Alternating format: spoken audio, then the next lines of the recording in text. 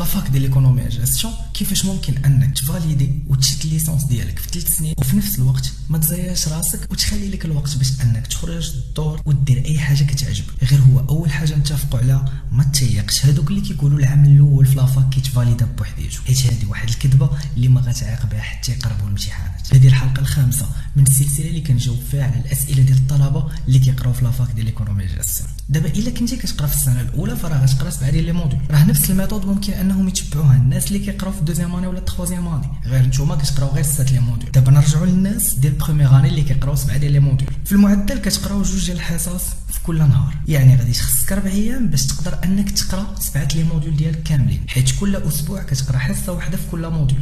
انا دابا كندوي على قبل ما يبداو لي تيدي، ما علينا. دابا ساليتي لي كور ديالك في لافاك في 4 ايام بقات لك 3 ايام خاويه، يعني السبت والحد وشي نهار اخر. شتي هاد 3 ايام هادو انت ما غاتبريباري فيهم ما حتى شي لعب، غادي تخرج غدور دير اللي بغيتي في حياتك ما عندكش مشكل.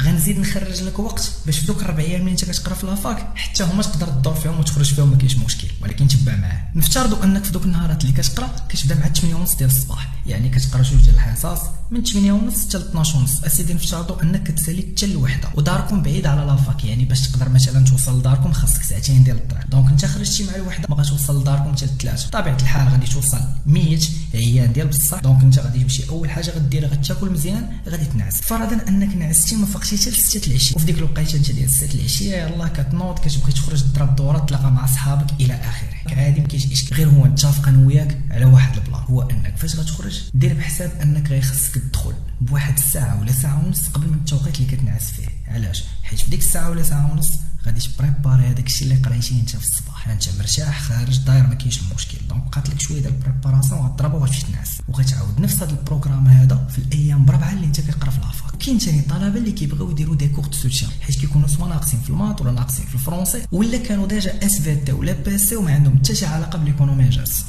هاد الناس هادو غنصحكم واحد النصيحه مهمه. اول حاجه تاكد منها هو ان داك السونتر كيخدم بالميثود ديال لافاك ديالك بوحديتها، يعني ما مخلطش بزاف ديال لافاك في نفس السونتر، وهكا راك كتافونسي مزيان وغتفاليدي. وبالنسبه للناس اللي انتريسي بلي كور دو سوتيان عندنا فراه حنا عندنا 2 ديال لي سونتر، واحد في البرنوسي وواحد في المحمديه. وفي لي سونتر بجوج كنخدموا بالميثود ديال لافاك ديال المحمديه، وكنخدموا لي فيليار بجوج ايكونومي جاستيون. وبالنسبه لهذا العام هذا فراه غنبداو ان شاء الله في الاسبوع الاخر من شهر 9.